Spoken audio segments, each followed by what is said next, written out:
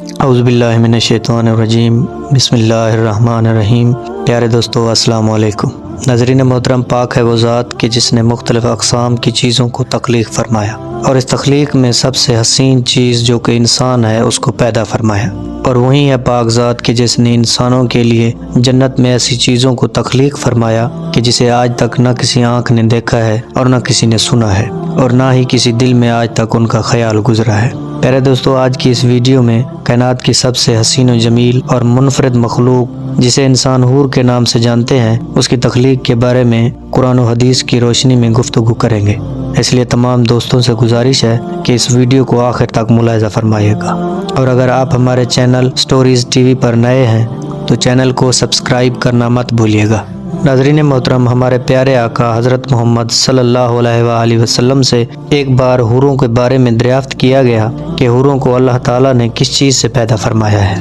تو آپ صلی اللہ علیہ وآلہ وسلم نے ارشاد فرمایا کہ حور کو پروردگار نے 3 خاص چیزوں سے تخلیق فرمایا ہے۔ ان کا نچلا حصہ مشک یعنی کستوری سے بنایا گیا ہے، درمیانہ حصہ عنبر کا اور اوپر کا حصہ کفور سے بنایا گیا ہے، اور ان کے بال سیاہ نور سے ہیں۔ جبکہ ایک اور روایت کے مطابق آپ صلی اللہ علیہ وآلہ وسلم نے ارشاد فرمایا کہ میں نے حضرت جبرائیل علیہ السلام سے پوچھا کہ مجھے بتلاؤ کہ اللہ رب العزت نے حور عین کو کس چیز سے پیدا فرمایا ہے۔ حضرت جبرائیل علیہ السلام نے فرمایا کہ اللہ رب العزت نے حور کو عنبر اور زعفران کی شاخوں سے پیدا فرمایا ہے۔ چنانچہ اللہ تعالیٰ نے سب سے پہلے ان کے پستانوں کو خوبصورت گورے رنگ کی کستوری سے تخلیق فرمایا، اور پھر ان پستانوں پر باقی بدن کی تعمیر کی گئی۔ ناظرین محترم، جب حوروں کے پستانوں کا ذکر کرتے ہوئے ایک مرتبہ رسول اکرم صلی اللہ علیہ وآلہ وسلم نے ارشاد فرمایا کہ حوروں کے پستان اس طرح ہیں جیسے ابھرے ہوئے انار ہوتے ہیں۔ پیارے دوستو، جبکہ رسول اکرم صلی اللہ علیہ وآلہ وسلم سے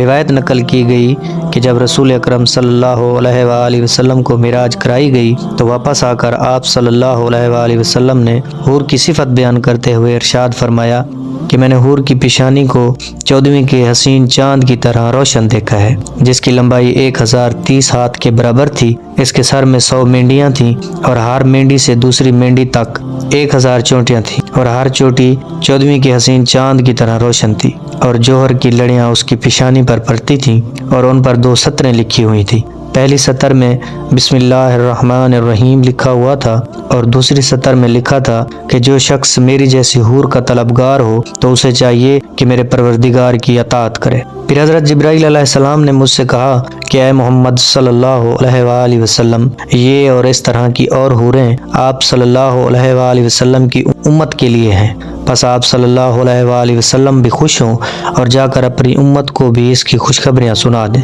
پیارے دوستو، جبکہ روایات ہمیں بتاتی ہیں کہ جب کوئی جنتی جنت کے اندر داخل ہوگا تو حوروں میں سے ایک حور جو اس کی بیوی ہوگی اس کا استقبال کرے گی، چنانچہ وہ اپنے ہاتھ کی انگلیوں سے ایسے استقبال کرے گی کہ اگر کوئی انگلی دنیا کے اندر ظاہر ہو جائے تو اس کے نور سے سورج اور چاند کی روشنی ماند پڑ جائے۔ اس کے بعد وہ حور اپنے شوہر کو دیکھ کر مسکرائے گی تو اس کی مسکراہٹ سے اتنا نور نکلے گا کہ سارے جنتی سجدے میں گر جائیں گے کہ شاید اللہ رب العزت نے تجلی فرمائی ہے۔ اس کے بعد جب حور اپنے خاوند سے لپٹے گی تو اس کے جسم سے ایسی پاکیزہ خوشبو نکلے گی جو جنتی کے پورے جسم میں پھیل جائے گی، اور وہ خوشبو جنتی کے جسم سے کبھی نہ نکلے گی۔ پھر حور جب اپنے بالوں سے جنتی شوہر کو ڈھانپے گی تو گویا اگر اس کے بالوں کی ایک لٹ بھی دنیا میں ظاہر ہو جائے تو پوری دنیا کو روشنی اور خوشبو سے بھر دے۔ پھر حور جب اپنے جنتی شوہر کو بوسہ دے گی تو وہ اپنے ایسے ہونٹوں اور زبان سے بوسہ دے گی کہ جس کے بارے میں حدیث میں آتا ہے کہ حضور اکرم صلی اللہ علیہ وآلہ وسلم نے ارشاد فرمایا کہ اگر کوئی حور دنیا کے 7 سمندروں میں تھوک دے تو یہ سب کھارے سمندر اس کی تھوک کی برکت سے شیریں ہو جائیں گے۔ پیارے دوستو، اس روایات سے پتہ چلتا ہے کہ اس بوسے کے نتیجے میں جنتی انسان کا پورا جسم اس حور کے بوسے کی وجہ سے میٹھا ہو جائے گا، اور وہ حور جب اپنے جنتی شوہر سے جدا ہوگی تو اس کی طرف دیکھ کے مسکرائے گی اور ایسی گفتگو کرے گی کہ اگر کوئی مخلوق اس کی گفتگو سن لے تو سب اس پر فدا ہو جائے۔ اور حدیث میں آتا ہے کہ وہ حوریں اپنے طرف شوق دلانے والی ہوں گی اور نیچی نگاہوں والی ہوں گی، یعنی اپنے جنتی شوہر کے علاوہ اور کسی کی طرف آنکھ اٹھا کر بھی نہ دیکھیں گی۔ اور شوق دلانے سے مراد یہ ہے کہ وہ اپنے شوہر کو ہمیشہ پیار کرنے کی طرف راغب کرتی رہیں گی اور ان کے شوہروں کو بھی کسی اور کی طرف دیکھنے کی فرصت نہ ہوگی۔ ناظرین محترم، اس کے بعد جب جنتی اس کی پنڈلیوں کو دیکھے گا تو اس کی پنڈلیوں کا حسن اس کے قدموں سے 1,00,000 گنا زیادہ ہوگا، اور جب وہ اس کے رانوں کا حسن اور نور دیکھے گا تو وہ نور اور حسن اس کی پنڈلیوں سے 1,00,000 گنا زیادہ ہوگا، اور اس کے پیٹ کا حسن اس کی رانوں سے 1,00,000 گنا زیادہ ہوگا، اور اس کے سینے کا حسن اس کے پیٹ سے 1,00,000 گنا زیادہ ہوگا، اور اس کے چہرے کا حسن اور نور اس کے پیٹ سے 1,00,000 گنا زیادہ ہوگا۔ ناظرین محترم، اس کے بعد جنتی حور اپنے شوہر کو اپنی قربت کی طرف بلائے گی، اور جنتی شوہر جب اس کے قریب ہوگا تو 70 سال تک اس سے قربت کرتا رہے گا، اور 70 سال تک لطف اندوز ہوتا رہے گا، اور اس دوران جنتی کو نہ کوئی ناپاکی ہوگی اور نہ ہی دونوں میاں بیوی تھکیں گے، اور جب جنتی اپنی بیوی سے الگ ہوگا تو اس کی بیوی کو پھر سے پہلے کی طرح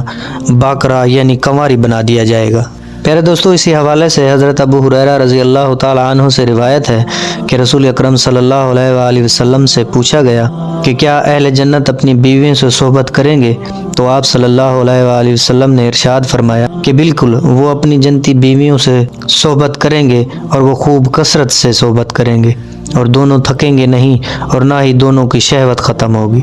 جبکہ امام عمرانی نے حضرت ابو ہریرہ رضی اللہ تعالی عنہ سے روایت نقل کی کہ آپ صلی اللہ علیہ وآلہ وسلم سے پوچھا گیا کہ اے اللہ کے رسول صلی اللہ علیہ وآلہ وسلم، کیا ہم جنت میں اپنی بیویوں سے صحبت کریں گے؟ تو آپ صلی اللہ علیہ وآلہ وسلم نے ارشاد فرمایا کہ جنتی ایک دن میں 100 باکرا یعنی کنواری عورتوں سے صحبت کرے گا۔ پیارے دوستو، ان تمام تر روایات سے پتہ چلتا ہے کہ اللہ تعالیٰ نے حور عین کو خاص انداز سے تخلیق فرمایا ہے، اور وہ دنیا کی عورتوں سے بالکل مختلف ہیں۔ نہ ہی وہ کبھی اپنے شوہر سے جھگڑا کریں گی، اور نہ ہی ان میں کوئی ناپاکی ہوگی، اور جنتی حوریں ہمیشہ باکرا اور جوان رہیں گی، اور وہ کبھی بوڑھیاں نہیں ہوں گی، اور جنتی حوروں کی عمر بھی اپنے جنتی شوہر کے برابر ہوگی۔ پیارے دوستو، بے شک اللہ رب العزت نے جنت اور جنت کی تمام تر نعمتیں اپنے نیک اور پرہیزگار بندوں کے لیے تخلیق کی ہیں۔ دعا ہے کہ رب کریم ہمیں نیک اور پرہیزگار بننے کی توفیق عطا فرمائے۔